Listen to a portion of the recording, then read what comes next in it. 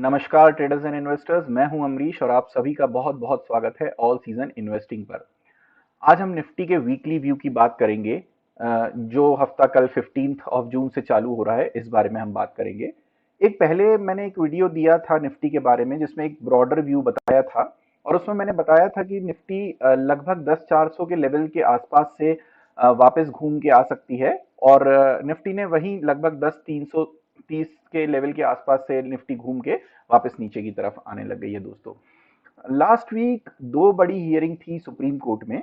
एक था टेलीकॉम के लिए एजीआर के विषय में, जिसमें टेलीकॉम कंपनियों को राहत नहीं दी गई है, बल्कि आगे उनसे बोला गया है कि एक रोड मैप तैयार करके बताया जाए कि वो कैसे एजीआर का ड्यूस चुकाएंगे। और दूसरी हियरिंग थी दोस्तों मोरेटोरियम के बारे में, जो सीधे बैंकिंग सेक्टर से रिलेटेड है। इसमें कोर्ट ने आरबीआई और फाइनेंस मिनिस्ट्री को एक मीटिंग करके डिसीजन पे पहुंचने कहा है और कोर्ट को बताने कहा है कि वो कोई बीच का रास्ता आजमा लें, जिसमें इंटरेस्ट पे, जो मॉरेटोरियम के दौरान इंटरेस्ट पे इंटरेस्ट ना चार्ज किया जाए। तो ये भी बैंक के लिए थोड़ी सी राहत थी, क्योंकि सब सोच रहे थे कि शायद सुप्रीम कोर्ट आउटराइट फैसला दे देगा कि इंटरेस्ट और इंटरेस्ट पे इंटरेस्ट को माफ किया जाए, बट ऐसा कुछ हुआ नहीं। ये देखिए, इसमें दोनों फैसलों में जो सेकंड हियरिंग है, अभी नेक्स्ट हियरिंग है, वो मोरेटोरियम की हियरिंग है 17 ऑफ जून को और एजीआर की हियरिंग है 18 को। तो इन दोनों सब्जेक्ट्स पर, इन दोनों विषयों पर मैंने अलग से वीडियोस बनाए हैं। तो अगर आपको ज्यादा इंसाइट चाहिए दोनों ही विषयों पर, तो मैं उसका लिंक डिस्क्रिप्शन में आपको दे दूंगा। दोस्तों, अब जान लेते हैं कि निफ्टी फ्राइडे के सेशन में इतना बड़ा बुलिश कैंडल इसने क्यों बनाया, या इतनी तेजी से ये ऊपर क्यों आया। इससे पहले हम ये जान लें कि ये नीचे लगातार इतना गैप डाउन क्यों दिया था इसने। नीचे आते आते आते 4 दिन से ये गिर ही रहा था और फिर ये अचानक से इसने एक ये बड़ा गैप डाउन क्यों दिया फ्राइडे को। इसका कारण है दोस्तों, डाउ जोन्स जो था, ये एकदम लास्ट ट्रेडिंग सेशन से जो पहले का दिन था, उसमें ये बहुत तेजी से गिर गया था। और इसी के चलते आप अगर देखेंगे तो ये डाउ जोन्स का चार्ट है, फ्यूचर का चार्ट है, ये देखेंगे आप, तो ये सेम पैटर्न कहीं ना कहीं, ये डेली चार्ट है, कहीं ना कहीं ये सेम पैटर्न हमारा निफ्टी भी फॉलो कर रहा है। अगर आप देखें तो निफ्टी में भी सेम चार्ट बना है, मतलब कुछ महीनों से निफ्टी डाउ जोन्स को फॉलो कर रहा है। लगभग जैसा रिएक्शन डाउ जोन्स का आता है, वैसे ही रिएक्शन हम निफ्टी देता है। तो दोस्तों, ये क्या हुआ था उस दिन कि डाउ जोन्स बहुत ज्यादा गिरा, वो लगभग कहीं 25,000 के आसपास आ गया।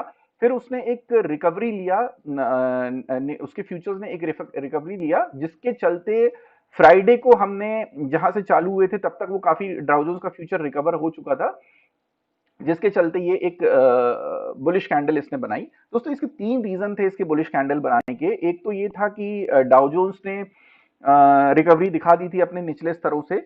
दूसरा था दोस्तों, ये जो 4 दिन से लगातार मार्केट गिर रहा था, इसमें कई लोगों ने शॉर्ट की पोजीशन बनाई होगी। तो ये जब एकदम से ये नेक्स्ट डे जब ओपन हुआ फ्राइडे को, ये 9,900 के आसपास ये क्लोज दिया था इसने थर्सडे को। और ये ओपन हुआ लगभग दोस्तों 9,550 के लगभग फ्राइडे को ओपन हुआ। तो जितने भी लोगों ने ये 4 दिन में शॉर्ट क्रिएट किया होगा या थर्सडे को शॉर्ट क्रिएट किया होगा, वो एकदम अपना प्रॉफिट बुक करने के लिए आ गए होंगे। तो ये मॉर्निंग आवर्स में तो ये शॉर्ट कवरिंग हुआ, इसमें शॉर्ट कवरिंग के चलते ये ऊपर आया। दूसरा क्या हुआ दोस्तों, उसके बाद मोराटोरियम पे कोर्ट का डिसीजन था, जिसमें सब ये सोच रहे थे कि ये बैंकिंग सेक्टर के लिए काफी नेगेटिव न्यूज है और इंटरेस्ट बैंक को माफ करने बोला जाएगा सुप्रीम कोर्ट के द्वारा। तो जब ये डिसीजन एकदम आउटराइट उन्होंने नहीं दिया कि ये माफ किया जाए, रादर उनने कहा कि आप आरबीआई और फाइनेंस मिनिस्ट्री डिस्कस करके कोई आगे का रोड मैप बताया जाए, कोई बीच का रास्ता निकाला जाए। तो ये जितना हम खबर खराब समझ रहे थे, उतनी खराब खबर नहीं आई। तो उसके चलते बैंकिंग सेक्टर में एकदम से बहुत ज्यादा खरीदारी आई। और कहीं ना कहीं अगर आप बैंक की कैंडल्स को जाके देखेंगे सारा, तो वो नीचे से अपने डे हाई के आसपास ही क्लोज हुआ है। तो उसकी वजह से भी एक निफ्टी को पुश मिला ऊपर की तरफ। दोस्तों, तीसरा मैंने तीन रीजन बताए आपको। एक, डाउ फ्यूचर्स ऊपर थे। दूसरा, एक शॉर्ट कवरिंग आई मॉर्निंग आवर्स में। और उसी के चलते तीसरा, जब मॉरेटोरियम का डिसीजन आया, तो वो वहां से और बुलिशनेस उसकी एनहांस हो गई। तो दोस्तों, ये तीन कारण रहे निफ्टी के इतना ऊपर क्लोज देने के लिए। अब हम बात करते हैं आगे आने वाले हफ्ते की, कि आगे आने वाले हफ्ते में निफ्टी कैसे रिएक्ट कर सकता है। दोस्तों ये निफ्टी का आर्ली चार्ट है, और इस आर्ली चार्ट पे आप देखेंगे तो ये एक ट्रेंड लाइन बनी हुई है जिसको निफ्टी ने काफी अच्छे से फॉलो किया हुआ है, और ये अभी तक ब्रेक नहीं हुई है। उस दिन इतना मोमेंटम रहा पूरे दिन, उसके बाद भी ये ट्रेंड लाइन आकर के ब्रेक नहीं हुई है। ये ट्रेंड लाइन 10,000 के आसपास आ रही है, और ये वहीं से देखिए, ये आर्ली कैंडल्स हैं, लास्ट 2 आवर्स की कैंडल्स देखिएगा तो इसने वहीं पे आके सपोर्ट लिया, सॉरी वहीं पे आके रेजिस्टेंस लिया, और ये वहां से फिर नीचे की तरफ आने लगा थोड़ा बहुत। तो दोस्तों अब हमें मंडे को ये देखना होगा कि क्या ये कहीं ना कहीं अगर मार्केट के क्लूज आते हैं ग्लोबल मार्केट से, जो भी आता है, क्योंकि अब हमारा मंडे को लेकर के हमारे पास कोई डोमेस्टिक क्लूज तो नहीं है। अब हम जो भी रिएक्शन देंगे वो ग्लोबल क्लूज के आधार पर दे सकते हैं। तो अगर ये ऊपर की तरफ खुलता है निफ्टी मॉर्निंग आवर्स में, या खुलते साथ ही अगर उसके ऊपर खुलता है, ये ट्रेंड लाइन के ऊपर खुलता है या 10,000 के ऊपर खुलता है, तो हमारा टारगेट, नेक्स्ट टारगेट कहीं ना कहीं अगर ऊपर की तरफ का लॉन्ग टारगेट हो सकता है, तो वो फर्स्ट टारगेट दोस्तों ये लगभग 10,200 के आसपास का लेवल हो सकता है। ये मैं 10,200 के आसपास का लेवल इसलिए भी कह रहा हूं, पहले तो ये एक यहाँ पे रेजिस्टेंस ले चुका है 10,000 के आसपास, जो रेजिस्टेंस हमको ऑप्शन चेन में भी दिखने मिल रहा है कि 10,000 पे सबसे ज्यादा ओपन इंटरेस्ट है, जो कॉल के साइड पे, जो एक रेजिस्टेंस दर्शाता है। दूसरा सबसे ज्यादा ओपन इंटरेस्ट फ्राइडे के ट्रेडिंग सेशन में क्रिएट हुआ है, जो ऐड हुआ है ओपन इंटरेस्ट, वो 10,200 के लगभग हुआ है।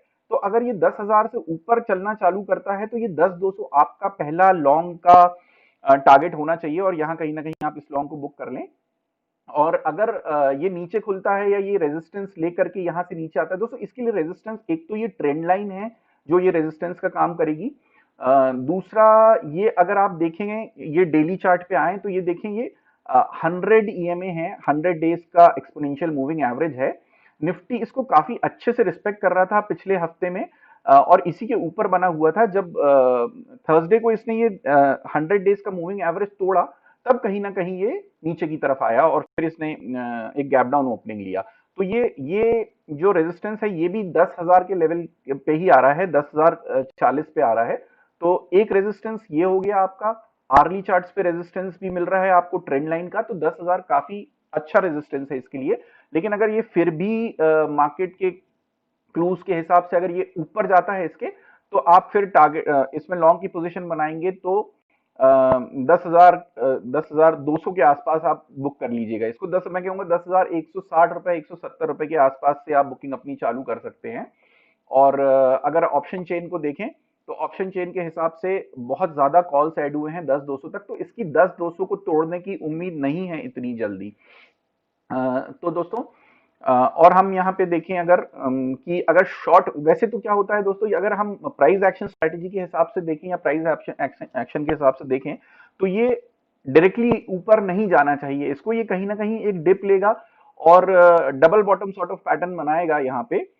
ये आर्ली चार्ट है दोस्तों, डबल बॉटम बन सकता है। तो अगर ये नीचे की तरफ आता है और आप यहाँ से शॉर्ट करते हैं, जो मेरे हिसाब से काफी अच्छा लेवल है शॉर्ट करने के लिए, अगर पहले हम 10-15 मिनट देखें और निफ्टी यहाँ पे अगर सस्टेन करता है इस लेवल को, और नीचे की मतलब ऊपर नहीं जाता तोड़ के और नीचे आना चालू करता है कहीं ना कहीं, तो अगर आप शॉर्ट की पोजीशन लेंगे तो 9,750 के आसपास आप पहला टारगेट रख सकते हैं अपने शॉर्ट का, और यहाँ बुकिंग कर सकते हैं। और सेकंड टारगेट आप 9,600 के आसपास भी रख सकते हैं, जहां इसके डबल बॉटम बना के ऊपर जाना होगा। अगर इसको, तो डबल बॉटम बना के ऊपर जाने की उम्मीद है दोस्तों।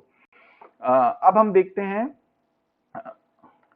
कि पिछले हफ्ते एफआईआईज और डीआईआईज के डेटा को भी देख लेते हैं क्या था। तो अगर हम टोटल मंथ टिल डेट की बात करें तो क्यूमुलेटिव एफआईआई और डीआईआईज का डेटा में अभी तक हमें खरीदारी ही नजर आ रही है। और ये अगर आप ये रेड बनाया हुआ है जहां मैंने इसको देखेंगे, ये वो दिन है 8 जून से लेकर के 11 जून तक का, जब एफआईआईज और डीआईआईज का क्यूमुलेटिव नेगेटिव था, उनका परचेज नेगेटिव आ रहा था, मतलब उनने बिकवाली करी थी। अगर आप देखें, अगर इसको चार्ट्स पे हम देखें तो ये डेली चार्ट्स पे देखिए, ये 8 जून से लगातार ये एफआईआई और डीआईआई की बिकवाली की वजह से ये सारी कैंडल्स नीचे की तरफ बनी है, और बियरिश दिख रहा था हमको निफ्टी। और ये लास्ट फ्राइडे की कैंडल बुलिश इसलिए है क्योंकि FII-DII ने उस दिन 633 करोड़ के आसपास का क्यूमुलेटिव खरीदारी किया है।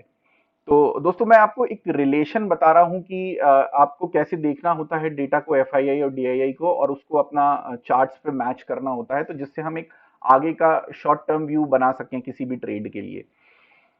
तो दोस्तों यहाँ पे अगर मैंने आपको शॉर्ट और लॉन्ग कैसे करना है, क्या करना है, वो मैंने बता दिया। फिर भी अब ये ऊपर इसलिए जा सकता है दोस्तों क्योंकि अभी रिलायंस इंडस्ट्रीज ने वीकेंड के दौरान कल 2 डील्स क्रैक करी हैं, और जिसमें 0.93% का TPG में जी ने स्टेक लिया है जियो में, और एक दूसरी फर्म और है जिसने 0.39% का स्टेक लिया है, एल कैटार्डन नाम से ये फर्म है। तो रिलायंस कहीं ना कहीं अपने आप को डेट फ्री बनाने के लिए बहुत आतुर है और बहुत जल्दी अपना स्टेक सेल कर रहा है। तो ये रिलायंस के लिए एक पॉजिटिव न्यूज हो सकती है कल के सेशन में। और इसके और रिलायंस क्योंकि निफ्टी का एक बहुत बड़ा इंग्रेडिएंट है, तो कहीं उसके ऊपर जाने की वजह से निफ्टी थोड़ा सा ऊपर की तरफ पुल ले सकती है दोस्तों। और ग्लोबल सेंटिमेंट्स जो हैं इस समय, जैसे कि हम अगर यूएस को देखें तो यूएस में एक बहुत ज्यादा तेजी से कोरोना के केसेस अगर आए हुए हैं, और इंडिया में भी अब ये कह रहे हैं कि फोर्टनाइट में मतलब 14-15 डेज में ये केसेस डबल हो सकते हैं यहाँ से। और इस लॉकडाउन के दौरान जो ऑटो इंडस्ट्री थी वो काफी बड़ा हिट लिया है उसने, काफी लोगों की नौकरियां चली गई हैं, और जो डीलरशिप्स पे भी काफी लोगों की जॉब गई है, ये भी एक डेटा निकल करके सामने आ रहा है। तो ये नेगेटिव है हमारे मार्केट के लिए। तो दोस्तों ये लेवल 10,000 का बहुत ही इंपॉर्टेंट साबित होने वाला है मंडे को। अगर हम कहीं ना कहीं इसके ऊपर खुलते हैं तो ये 10,200 तक जा सकता है, 10,160 से 10,200 तक जा सकता है, और फिर वहां से नीचे की तरफ आ सकता है ग्लोबल क्रूज और कोरोना रिलेटेड इश्यूज को लेकर के। और अगर हम नीचे ही खुलते हैं, जिसमें मैं काफी कंफर्टेबल हूं कि शायद हम नीचे ही खुलेंगे और यहां से नीचे आएंगे, क्योंकि अगर हम डेटा फ्लो भी देखें तो एक ये नेगेटिव ही है शॉर्ट टर्म में। हम बुलिशनेस तो नहीं दिख रही, बेयरिशनेस ही दिख रही है पिछले 3-4 दिन से। तो वो जो फ्राइडे का इतना हाइप क्रिएट हुआ है वो कहीं ना कहीं अगर उसमें किसी ने इन लेवल्स के आसपास 9,500 के आसपास यहाँ नीचे पोजीशन बनाई होगी, या 9,809 के आसपास भी पोजीशन बनाई होगी, तो कहीं ना कहीं वो प्रॉफिट बुकिंग भी कर सकते हैं, जिसकी वजह से निफ्टी नीचे भी आ सकता है दोस्तों। तो अब 10,000 का लेवल बहुत ही क्रूशियल है इस समय, और हमें ये देखना है कि इसके ऊपर जाते हैं या हम नीचे जाते हैं।